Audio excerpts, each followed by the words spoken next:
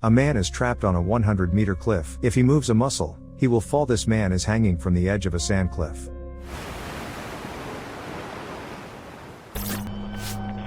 A group of surfers comes to a deserted island to ride the high waves. The friends have a great time and gather around a campfire in the evening. During these gatherings, the oldest surfer, Nilo, shares that he is in a relationship with a girl. Nilo now plans to quit surfing and move to Canada with his girlfriend. Everyone is happy for him, except for a guy named Alvaro. While everyone is having fun, a distraught Alvaro gets drunk and longingly watches his ex-girlfriend, Ona. The young couple recently broke up because of Alvaro's frequent arguments and cheating. That evening, she dances with another guy. Alvaro gets into a drunken fight with his rival and is rude to him. Soon Nilo takes Alvaro away from the dance floor. The friends chat about life. Nilo asks Alvaro to be honest about what is bothering him. Alvaro says that Nilo has ruined their plans together. After all, the friends would surf half the world and look for girls in the other half. Now Nilo thinks those plans are childish. He is in love with his girlfriend, and besides, they are about to have a baby. Nilo invites Alvaro to come to Canada occasionally, but he is not enthusiastic about the proposal. It turns out that Alvaro has already bought 2 tickets to a coastal city in Indonesia to go there with a friend to ride the waves. Now he presents tickets to Nilo and his girlfriend. This act touches Nilo, and the friends almost reconcile. But Alvaro still considers his friend's crush a betrayal. Afterward, Alvaro drives off alone in a car to the far side of the island. In the morning, he wakes up in his car with a terrible hangover. Several notifications arrive on his phone. Alvaro's sister informs him that it was her birthday yesterday,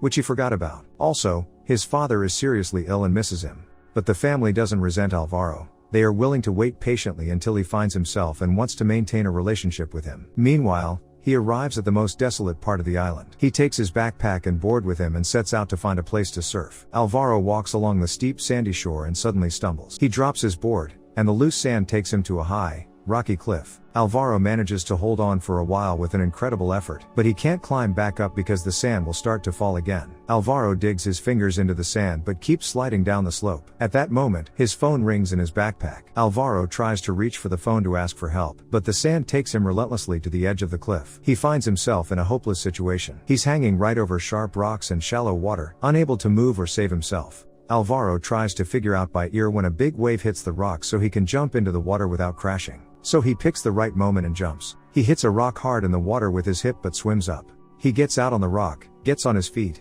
takes a step, and immediately falls without feeling anything because he broke his hip when he hit the underwater rocks. After a while, he comes to his senses. In the second fall, he cuts his palm to the meat and breaks his head. His thigh is also covered in blood, but he can move his toes on his wounded leg. Alvaro takes his phone out of his backpack, but it's broken, and he can't turn it on. In desperation, he calls for help, but there's not a soul around for several kilometers. Alvaro wraps a t-shirt around his bleeding palm and decides what to do next. In his condition, it is almost impossible to swim to shore, but he has no choice. Alvaro slips into the water, overwhelmed by the pain. He tries to row with one arm and one leg, but he is exhausted and almost drowns. The internal bleeding causes his stomach to cramp up. He screams in pain and goes underwater. Alvaro no longer finds the strength to fight for life and gives up. He lets the air out of his lungs and slowly sinks to the depths. He mentally says goodbye to everyone and asks for forgiveness for his wrongdoings. At this point, he has a hallucination. Alvaro imagines that he was rescued and returns to shore with Ona. She says the guy she danced with at the bonfire party was just her gay friend. And Alvaro then humiliated her in front of everyone by starting a fight.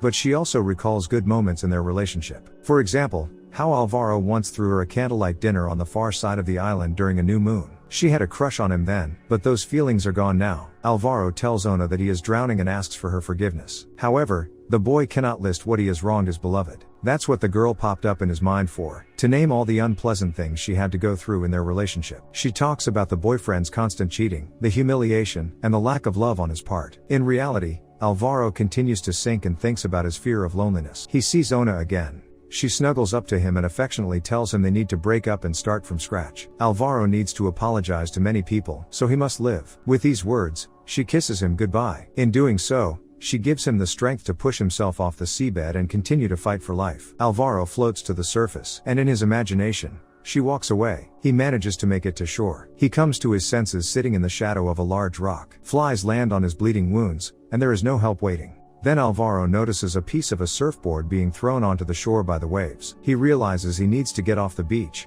and it's easier to do so by swimming. He crawls to the cliffs where the board washed up, but the surf gets worse. The wave picks him up and throws him headfirst onto the rocks. Alvaro faints again. He wakes up, drowning in the waves of the tide. He catches the strap of his backpack on a protruding rock and thus stays in place. A helicopter flies over him, but the pilot doesn't notice Alvaro from above. The tide subsides. Alvaro is frozen against a rock, holding onto his backpack. A seagull flies up to him and starts pecking meat out of his split palm. This brings him to his senses, and he crawls into the shadows. Along the way, a thrown fishhook is poked into his hand. This circumstance, the helplessness, the loss of blood, and dehydration finally drive the guy into despair. He loses consciousness again. Alvaro only wakes up at night and decides to quench his thirst. He digs a hole in the sand and covers the bottom with tinfoil that he has in his backpack. He pees in the hole but cannot drink the urine because there is too much blood in it. Overcome with pain, Alvaro rinses his unhealed wounds in salt water. Afterward, he wraps himself in foil, a fishing net found on the shore. He tries to keep warm this way since it is a cold night, and he has a fever. Alvaro hears thunder. Then it will soon rain, and he can quench his thirst. He puts his cup under the streams of water, but the rain quickly stops. He only manages to collect a few drops, which do not save him. All night long, he whispers to himself that he does not want to die. In the morning, a seagull approaches Alvaro again, but he is already armed with a stick and nails. He drives the seagull away and shouts curses in its wake. Just then, he hears his phone ringing somewhere nearby. Alvaro decides the phone has been thrown ashore, and it's working again. He digs his phone out of the sand and takes a video call from his parents. Alvaro tells them what happened to him and begs for help, but the parents talk about mundane things and don't notice that their son is in trouble. Then Alvaro realizes that this is another hallucination. He cries and tells his parents how much he loves them. The hallucination passes, and Alvaro again notices a wreck of a surfboard on the shore. Now the boy manages to get to it. Alvaro sees his surfer friends calling him to swim in the sea. It's as if he's on his feet and rushing to catch a wave. Alvaro realizes how beautiful his life was before this terrible accident, thinking about his friends and surfing. However, he continues to lie helplessly on the beach. He keeps repeating that he does not want to die as if it were a mantra. Alvaro tells the swooping seagulls that he is still alive. Then he thinks of Ona, pulls his will together, and decides to swim away on a piece of the plank with the rest of his might. Somewhere ahead, he spots a boat with people on it, but he can't tell if it's a mirage or not. Alvaro thinks of Ona and swims forward, but his strength fails him, and he drowns, losing his last hope of salvation. His last thoughts are only of Ona. Suddenly a boat passes over Alvaro. A scuba diver jumps out, swims up to Alvaro, and pulls him to the surface. A medallion slips from Alvaro's neck and goes to the bottom. Thus, part of the guy stays by this shore forever. A helicopter flies in for Alvaro. Medics immediately treat him. Later at the hospital, Alvaro is seen by Nilo.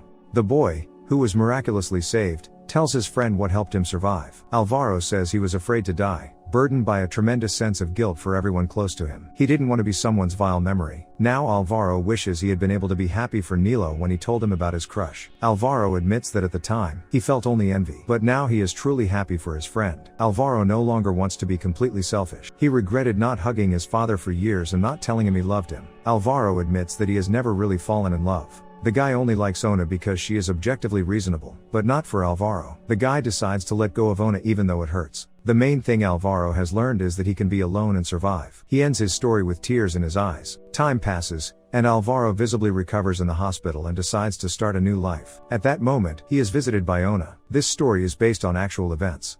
A surfer named Alvaro Vizcaino once went missing for 2 days and, exhausted, was rescued in the sea 2 kilometers from the shore.